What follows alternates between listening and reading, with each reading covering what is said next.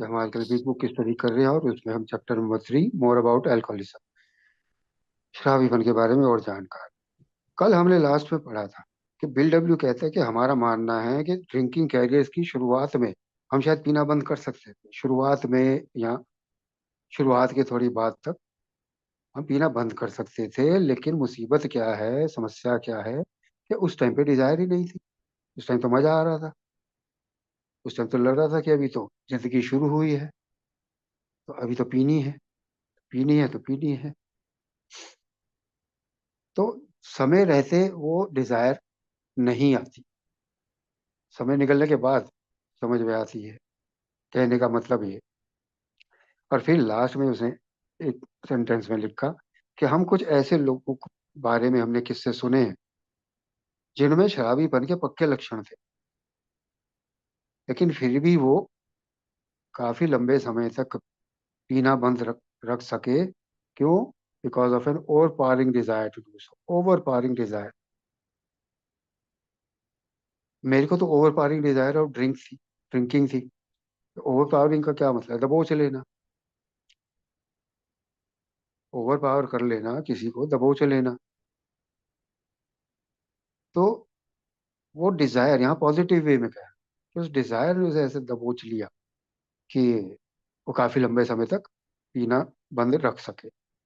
Here is one. अब हम चलते हैं सीधा पेज 32 सेकेंड पैराग्राफ से। Here is one. अब एक वो कहानी बता रहा है एक व्यक्ति की। इसके बैकग्राउंड में मैं नहीं जाऊंगा, ज्यादा टाइम नहीं लूंगा, वो मैं राजेश जी पे छोड़ता हूँ, बाद में बताएंगे हमें। तो सीधा चलते हैं कि वो क्या कहना चाह रहा है।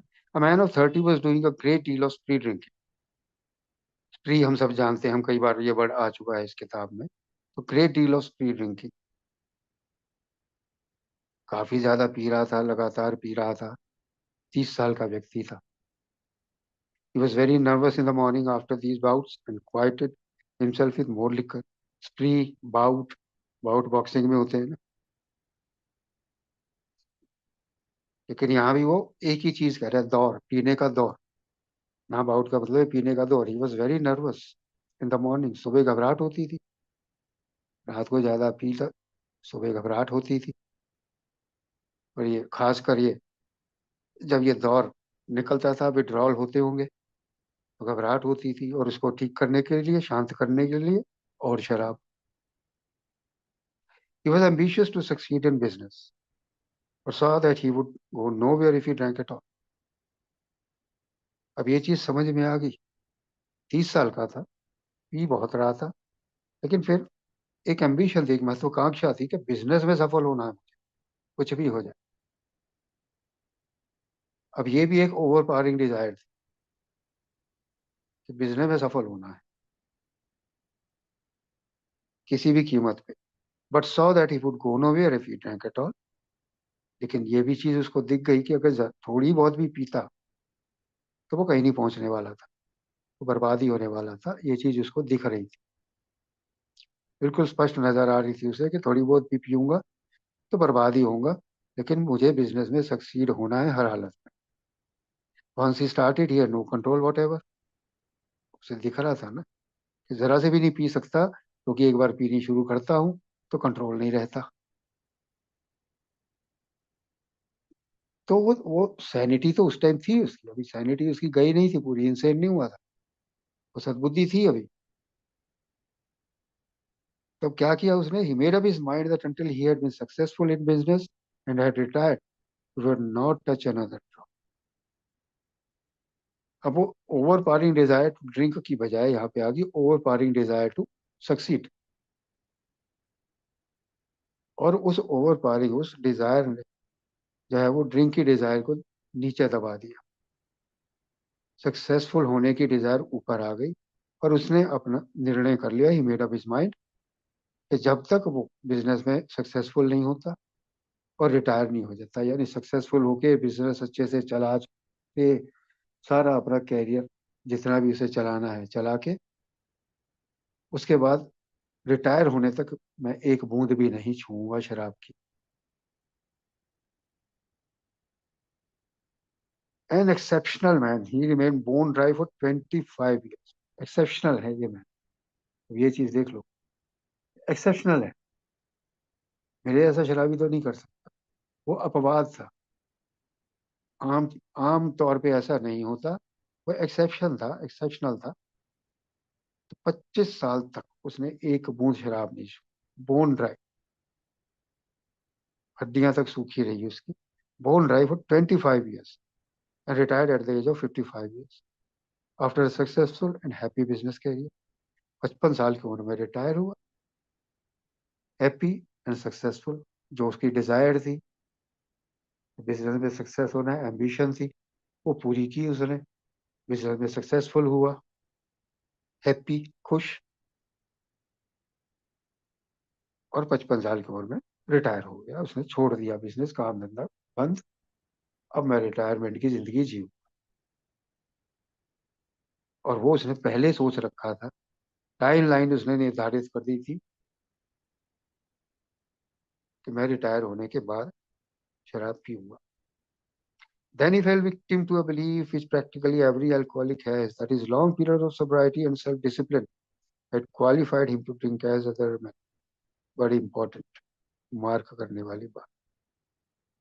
वो उस विश्वास का, उस धारणा का शिकार हो गया जो ज्यादातर शराबियों में होती है, जिसका शिकार ज्यादातर शराबी हो जाते हैं। और वो धारणा क्या थी? That his long period of sobriety and self discipline.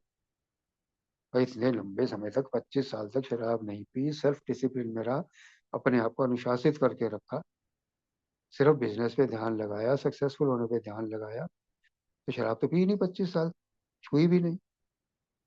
तो अब वो इस योग्य हो गया, क्वालिफाई कर गया कि दूसरे लोगों की तरह पी सकता।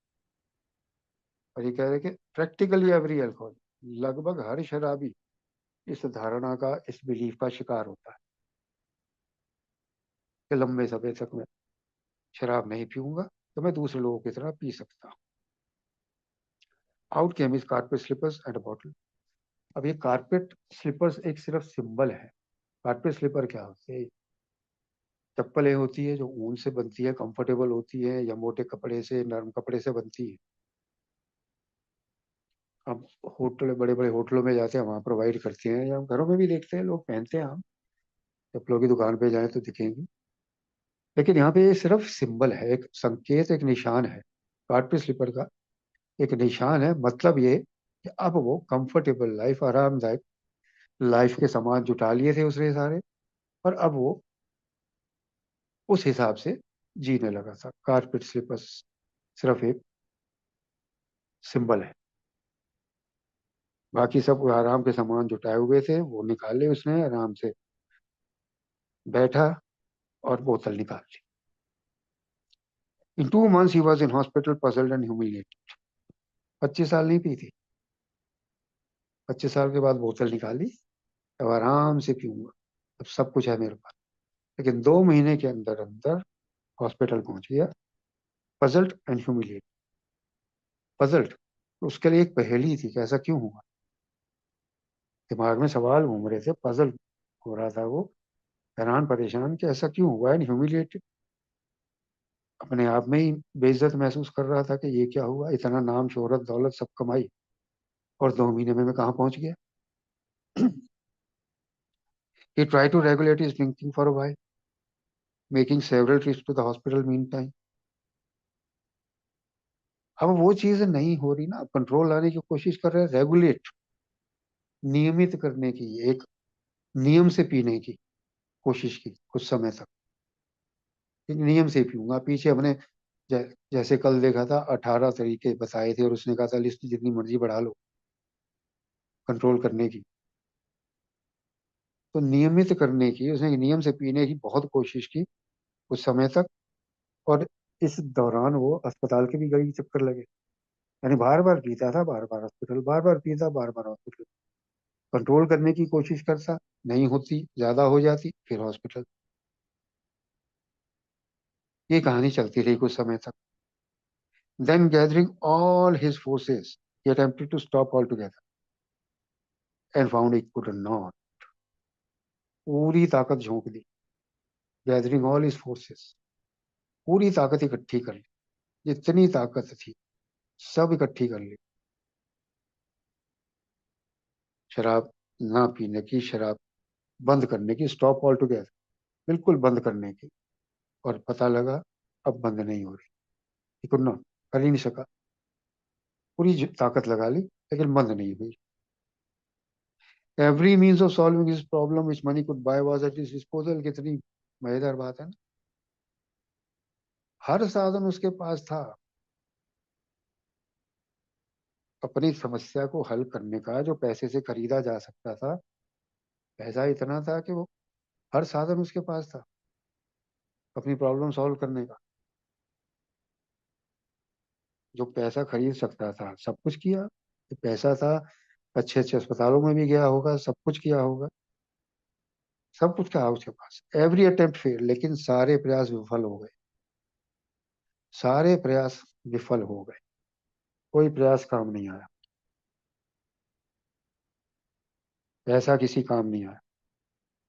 दो a robust man at retirement, he went to pieces quickly and was dead within 4 years। Retirement के समय बहुत मजबूत आदमी था।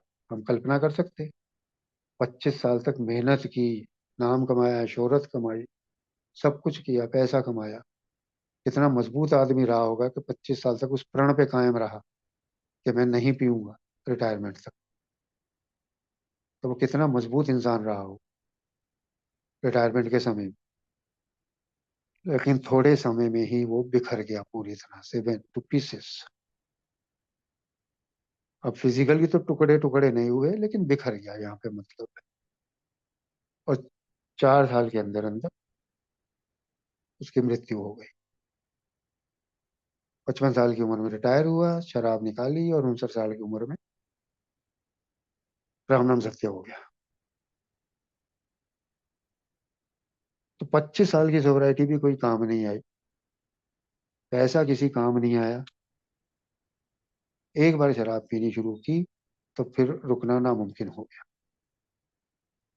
This case contains a powerful lesson. बहुत जबरदस्त सबक है। ये जो केस, ये जो मामला ऊपर बताया, ये जो कहानी ऊपर बताई है, इसमें एक जबरदस्त सबक है मेरे जैसे शराबी के। Most of us have believe that if we remain sober for a long stretch we could thereafter drink normally. यही धारणा तो मार देती है। मेरे को तो 4 दिन में ये बिलीफ आ गया था। जिस दिन मैं कमरे में आया था, मैं तो चौथे दिन मुझे लग गया था कि हाँ अब तो बस 4 दिन हो गए नहीं पी, तो अब मैं पी सकता हूँ। अब पता चल गया 4 दिन सोबर रह सकता हूँ मैं, 5वें दिन पी लूंगा। मैं तो पी ली थी 5वें दिन, 5वें या 6ठे दिन। ये तो लॉन्ग टाइम की बात कर रहा हूँ, ये तो चौथे 5वें दिन ही लग गया। लेकिन यहाँ पे वो कह रहा मोस्ट ऑफ अस, अब यहाँ पे अपनी बात कर रहा है वो, most of us have believe, यानी हम ये मान के चले, हम में से ज्यादातर लोग ये मान के चले कि अगर लंबे समय तक सोबर रहें तो उसके बाद हम नॉर्मली पी सकते हैं, सामान्य रूप से और लोगों की तरह पी सकते हैं। But here is a man who at 55 years found he was just where he had left off at 30। लेकिन उस आदमी को देखो कि 55 साल की उम्र में जाके उसे ये पता लगा कि 30 साल की उम्र में जहां उसने छोड़ा था वो अभी भी वहीं खड़ा था। ये नहीं कि कोई बदलाव आ गया था। जो हाल 30 साल पहले था और 25 साल पहले था, वो हाल 25 साल बाद भी वही हाल था। और ये हम देखते हैं, ये हम देखते हैं, कमरों में भी देखते हैं, सुनते भी हैं। आगे भी हम कहानियां पढ़ेंगे ऐसी, बहुत कहानियां हैं अभी। तो इस चीज पे जोर दे रहा है वो कि ये धारणा मत नहीं पालनी मेरे को कि मैं काफी लंबे समय से सोबर हूं तो अब मैं आम लोगों की तरह पी सकता। We have seen the truth demonstrated again and again. बार बार ये सच्चाई मेरे सामने आती है। डेमोन्स्ट्रेटेड का क्या मतलब है? डेमोन्स्ट्रेटेड, मेरे सामने कोई चित्र नहीं आता, मेरे सामने कोई पिक्चर नहीं चलती, प्रैक्टिकली मुझे दिखता है सामने। या तो मैं खुद करके देख लेता हूँ या दूसरे करके दिखाते हैं मुझे इस सच्चाई को कि once an alcoholic always an alcoholic. एक बार का शराबी हमेशा का शराबी। ये मुझे कोई पिक्चर नहीं दिखेगी, ये प्रैक्टिकली होता हुआ दिखेगा, डेमोन्स्ट्रेट होगा मेरे सामने। डेमोन्स्ट्रेट का मतलब होता है प्रदर्शन करना, दिखाना किसी चीज को। ये डेमोन्स्ट्रेट होगा मेरे सामने, मैं देखूंगा बार बार। Once an alcoholic always an alcoholic. Commencing के मार्क करने वाली लाइन है, commencing to drink after period of sobriety we are in a short time as bad as ever. ये लाइनें हम बार बार पढ़ते हैं, डेली रिफ्लेक्शन में भी है, और भी कई जगह है। पचासों बार ये लाइन आती है सामने। कमेंसिंग टू ड्रिंक के आगे की दो लाइनें जो, commencing to drink after a period of sobriety we are in a short time as bad as ever. Sobriety के कुछ समय बिताने के बाद में, अब इसने यहाँ पे स्पेसिफाई नहीं किया कितना समय, कुछ भी समय, कुछ भी समय मुझे सोब्राइटी में हुआ हो, कमेंसिंग टू ड्रिंक उसके बाद पीना शुरू करूं अगर पीरियड ऑफ सोब्राइटी के बाद, इन अ शॉर्ट टाइम यहाँ लिखा है उसने, थोड़े समय में ही, छोटे से समय काल में ही मैं पहले जैसी बुरी हालत में पहुंच जाता हूँ। यार एज बैड एज एवर, यानी जितनी से बुरी हालत मेरी कभी हुई होगी, मैं उसी हालत में वापस पहुंच जाता हूँ। If you are planning to stop drinking there must be no reservation of any kind, nor any lurking notion that someday we will be immune to alcohol. दो चीजें हैं, अगर भाई पीना बंद करने की प्लानिंग है, सोचा है कि अब पीना बंद करना है, तो मुझे कह रहा है कि भाई कोई रिजर्वेशन मत रख, कोई शंका शक संदेह, कोई शक शुबा कुछ मत रख दिमाग में। किस बारे में? एंड लर्किंग नोशन, अंदर कोई दबी हुई धारणा न रह जाए। लर्किंग, जो घात लगा के बैठा होता है ना, घात लगा के यहाँ छुप के बैठना, तो वो अंदर मेरे छुप के यहाँ घात लगा के ऐसी कोई इच्छा या कोई धारणा ना बैठी हो। किस चीज की? Someday we will be immune to alcohol. Corona काल में हमने बहुत इम्यूनिटी इम्यूनिटी सुना था, दिन में 50 बार इम्यूनिटी की बात होती थी, लेकिन मुझे शराब से इम्यूनिटी नहीं मिल सकती। छुटकारा, ये शराब मेरे पे असर करना बंद नहीं करेगी कभी भी। जो शराब का मुझ पे प्रभाव होता है वो होना कभी बंद नहीं होगा। तो ये धारणा कहीं भी मेरे अंदर भी ना छुपी हो, और ना मेरे दिमाग में कहीं कोई संदेह शक शुबा हो कि यार मैं अभी पीना बंद कर देता हूँ, साल बाद, 2 साल बाद, 3 साल बाद, या जैसे उसने 25 साल की बात की, फिर मैं और लोगों की तरह आराम से पीऊंगा नॉर्मल लोगों की तरह। भाई ये धारणा कहीं मत पाल लेना, ना दिमाग में कोई रिजर्वेशन रख लेना कि किसी दिन ऐसा होगा कि शराब जो है पहले की तरह असर करना बंद कर देगी, और मैं आराम से 2 4 पैक पी के शांति से बैठूंगा। वो मेरे साथ नहीं हो सकता। वो मुझे कह रहा है विमल तेरे साथ नहीं होगा ये, तो इसको तो तू जड़ से निकाल के फेंक दे कि किसी दिन तू नॉर्मल ड्रिंकर बन पाएगा। Once an alcoholic always alcoholic, तो शराबी है शराबी रहेगा। Young people may be encouraged by this mass experience to think they can stop as he did on their own willpower। अभी ये सबको लपेटेगा। अब ये यंग पीपल की बात कर रहा है, आगे वो विमेन अल्कोहलिक की भी बात करेगा। सबको बता रहा है कि भाई तू यंग है, ओल्ड है, अमीर है, गरीब है, पढ़ा है लिखा है, अनपढ़ है, जो भी है, तू इसकी जकड़ से बाहर नहीं निकल सकता। अगर तू जकड़ में आ गया है तो तू बाहर नहीं निकल सकता। फिर यहाँ पे गलत फहमी दूर कर रहा है। Young people may be encourage to by this man's experience to think that they can stop as it is. सीधी सी बात है। नौजवान लोग जो हैं वो ये इस गलत धारणा में फंस सकते हैं कि उसने भी तो 30 साल में छोड़ दी थी, हम भी छोड़ सकते हैं। आगे जाके देखेंगे, उसने इसने यंग एज में छोड़ दी, हम भी छोड़ सकते हैं। इससे on their own will power, अपनी इच्छा शक्ति के बल पर उसने भी छोड़ी थी, हम भी छोड़ सकते हैं। लेकिन वो वर्ड भूल जाते हैं, एक्सेप्शनल मैन। ऊपर एक्सेप्शनल मैन लिखा था उसके बारे में, उस पर ध्यान देने की जरूरत है। यंग पीपल में भी एनकरेज, उनको उनको प्रोत्साहन मिल सकता है कि यार उसने छोड़ी थी, हम भी छोड़ सकते हैं। लेकिन वो कह रहा है we doubt if many of them can do it. यह इसमें संदेह है कि उनमें से कोई बहुत ज्यादा लोग कुछ कर सकते हैं ऐसा।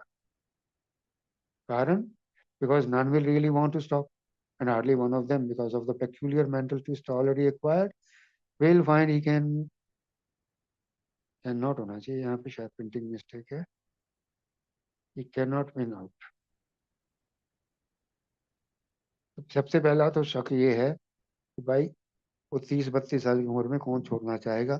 वो हमने कल ही पढ़ा था लास्ट पैराग्राफ में कि भाई समय रहते तो वो डिजायर ही नहीं होती। अभी तो पीनी शुरू की है यार, अभी क्यों बंद करनी।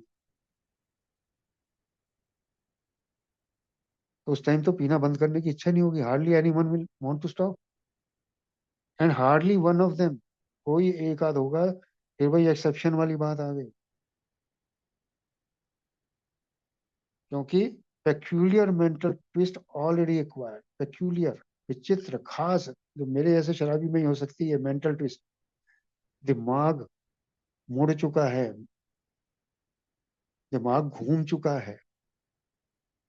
तो मेरे जैसे शराबी का जिस तरीके से दिमाग घूमता है, वो पहले ही घूम चुका है। वो शराबीपन की जकड़ हो चुकी है मेरे ऊपर। तो पहली बात तो ज्यादातर तो यंग लोग कहेंगे कि अभी तो पीनी शुरू की, अभी क्यों बंद करना। और एक आध कोई अगर मानता भी है कि नहीं यार बंद करनी है, तो वो पेक्यूलियर मेंटल ट्विस्ट, एक खास, एक विचित्र, एक अनोखी जो मेंटल ट्विस्ट मेरे में आ जाती है, दिमाग जो मेरा घूम जाता है पहले से ही, वो मुझे रोक लेगी। Will find he can win, और कोशिश भी कर ले तो नहीं होगा फिर। पेक्यूलियर मेंटल ट्विस्ट मतलब कि वही कि धीरे धीरे इंसैनिटी आ रही है, सेरेनिटी खत्म हो रही है। जो उसने कहा था कि चीजें खराब हो रही है, तो नहीं होगा। Several of our crowd, men of 30 or less, had been drinking only a few years, but they found themselves as helpless as those who had been drinking 20 years. अब अपने में से बता रहे हैं, हम में से भी 30 साल या उससे कम के लोग थे, और वो कुछ साल से ही पी रहे थे। कुछ साल से ही पी रहे थे, 30 साल का है, 2 4 5 साल से पीने होंगे। लेकिन उनको देख, उन्होंने भी देखा, वो भी उतने ही हेल्पलेस थे, उतने ही निर्बल थे, उतने ही असहाय थे, जितना वो लोग थे जो सालों से पी रहे थे, 20 30 साल से पी रहे थे। उनकी तरह ही ये 30 साल के लोगों ने भी पाया कि वो भी उतने ही असहाय थे। वो भी शराब छोड़ने के मामले में उतने ही असहाय थे जितने वो लोग थे जो इतने सालों से पी रहे थे। कुल मिला के आज उसने इस चीज पे जोर दिया है जो उसने पहले भी कहा था, चैप्टर की शुरुआत में, पहले पेज पे ही उसने बताया था। पहले पेज पे ही उसने बता दिया था कि fully conceive to our innermost self. अब उसी पे वो जोर दे रहा है कि कैसे, क्यों, एग्जाम्पल दे रहा है। फिर वो बता रहा है कि भैया कहीं कोई शक सुबह मत रख, फुल्ली कंसीड कर दे इनरमोस्ट सेल को कि once an alcoholic always an alcoholic. अब कुछ नहीं हो सकता। अब एक ही उपाय है कि पहले जहरीले घूंट से बिल्कुल दूर रहना। आगे भी अभी हम और इस बारे में और डिटेल में पढ़ने वाले हैं। आज यहीं रुकेंगे जी, धन्यवाद। धन्यवाद विमल जी। बहुत बहुत धन्यवाद आपका। बहुत इम्पोर्टेंट चैप्टर का ये पार्ट था।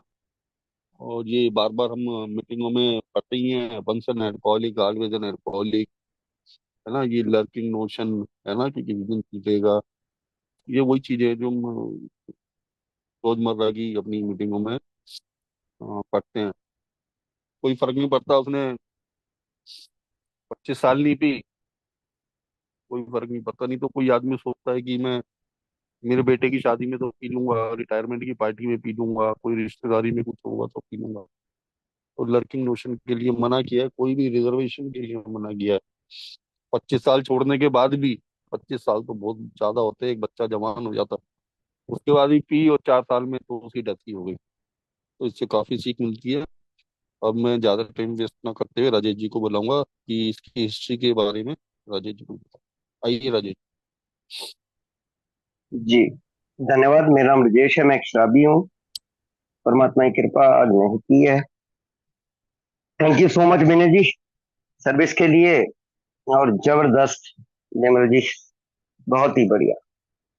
एक एक शब्द और एक एक अर्थ, सीधा सीधा गहराई से यार।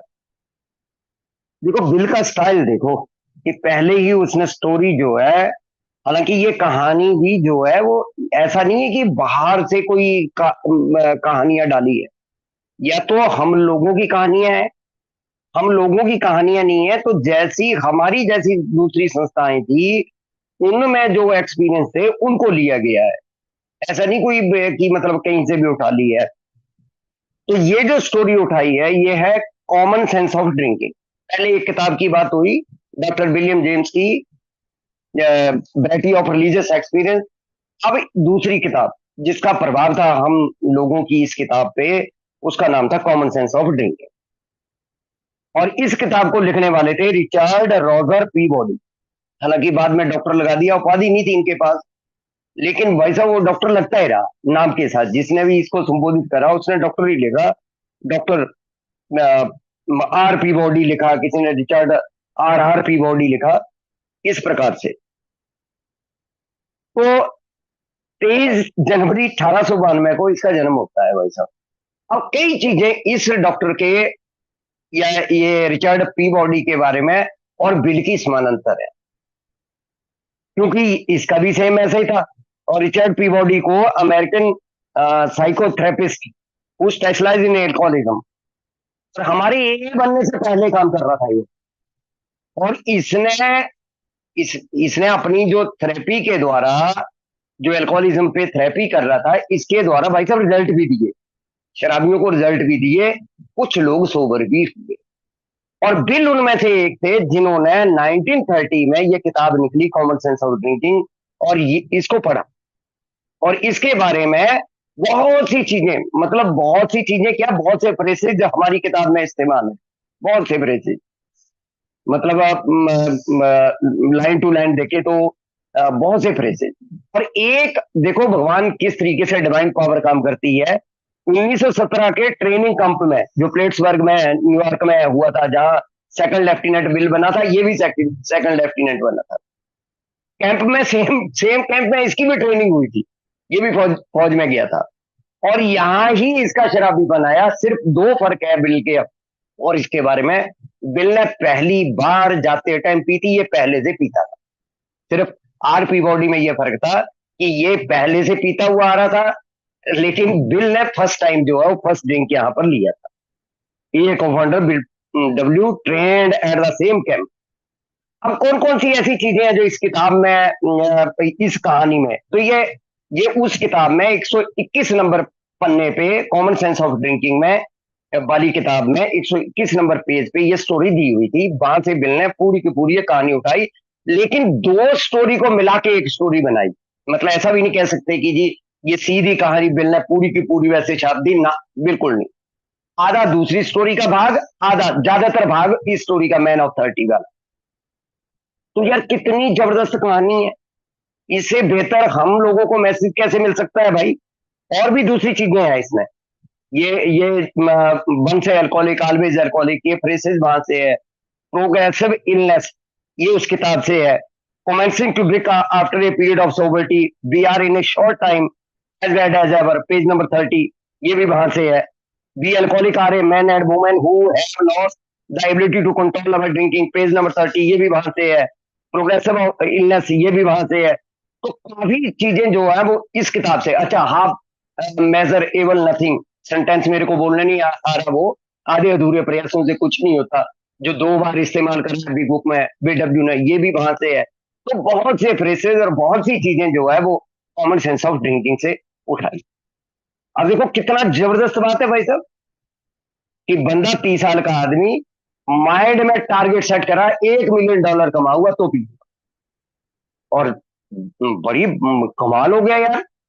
वो जैसे विमल जी ने बोला, ओवर पावर कर गई भाई साहब। हमारी ऑब्सेसिव जो नेचर है, कई बार ओवर पावर कर जाती है किसी चीज को।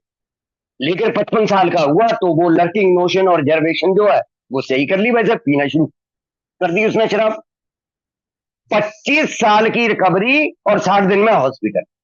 सबक, सबक नंबर 1, 25 साल की रिकवरी, 60 दिन में हॉस्पिटल। पैसा, डॉक्टर, हॉस्पिटल, घर वाले, साइंस, कोई भी उसे बचा नहीं पाया, 4 साल में मर गया। ऐसे ही मुझे भी किसी भी प्रकार का वो जो सेंटेंस पढ़ते हैं ना, लेफ्टिन नोशन और रिजर्वेशन, जैसे उसने पढ़ ली थी। शुरू में क्या हुआ ऐसा? शुरू में तो भाई साहब विल पावर से छोड़ी ना उस आदमी ने। अब विल पावर क्यों नहीं काम कर रही है, अब सेल्फ नॉलेज क्यों नहीं काम कर रहा है? तो पेज नंबर 30 पे पहले उसने बोल दिया, प्रोग्रेसिव इलनेस, बीमारी बढ़ रही है मेरे अंदर, कम समय में कम मात्रा में, डेंजर जोन, कम समय में कम मात्रा में। अच्छा, मैं ढूंढ रहा हूं कंट्रोल और एंजॉय, वो पहले वाला कि बियर पीऊंगा किक लगेगी, बियर पीऊंगा पूरा एंजॉय आ जाएगा। अब मेरे अंदर जो ऑब्सेशन है, ट्विस्ट, मेंटल ट्विस्ट, ऑब्सेशन, मेरे जो माइंड का ऑब्सेशन है, कंट्रोल और एंजॉय इकट्ठे कर लूंगा, ये नहीं निकलेगा तो 4 साल उसके जैसी हालत होने वाली है भी। तो इस प्रकार से इस, और हालांकि सेंटेंस अलग थे, उसने सेंटेंस जो आरपी बॉडी ने लिखे थे, वंस ड्रंकर्ड ऑलवेज ड्रंकर्ड, इन्होंने अल्कोहलिक, वर्ड्स थोड़े चेंज है, और भी कई चीजें यार। लेकिन यार आरपी बॉडी के बारे में एक अच्छा, ये तो हमारा जो ये 30 वाला है, मैन ऑफ 30 वाला, आरपी बॉडी भी ऐसे ही मरा। आरपी बॉडी भी शराब से ही मृत्यु हुई।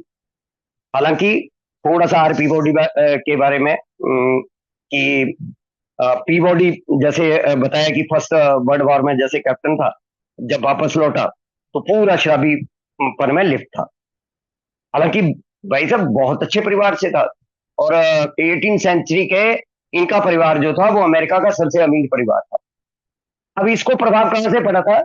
एक एम्यूल मूवमेंट थी, AMMANUEL, ये मूवमेंट थी, ये चर्च के लोग चलाते थे इस मूवमेंट को, यहां से इसके अंदर ट्रांसफॉर्मेशन आई। और इसने क्या करा, जैसे ही ये सोबर हुआ, एमूल चर्च की ये मीटिंग, वीकली मीटिंग अटेंड करता था। अच्छा, पैटर्न मैं देख रहा हूं कि जिन भी लोगों ने, चाहे ऑक्सफोर्ड ग्रुप ने काम करा हो, चाहे वो एमोनल मूवमेंट ने काम करा हो, इन चर्च वाले लोगों ने, मतलब तरीका हम लोगों का है, ये वीकली मीटिंग करते थे, उसी प्रकार से शेयरिंग होती थी, उसी प्रकार से एक दूसरे को होप एंड सटरन देते थे, और उसने दूसरे लोगों का इलाज शुरू कर दिया। मेडिकल डिग्री नहीं थी, लेकिन भाई साहब उस तरीके से इलाज लगा देने, और भाई उसका फायदा भी मिला, लोग जो है वो सोबर भी लगे रहने।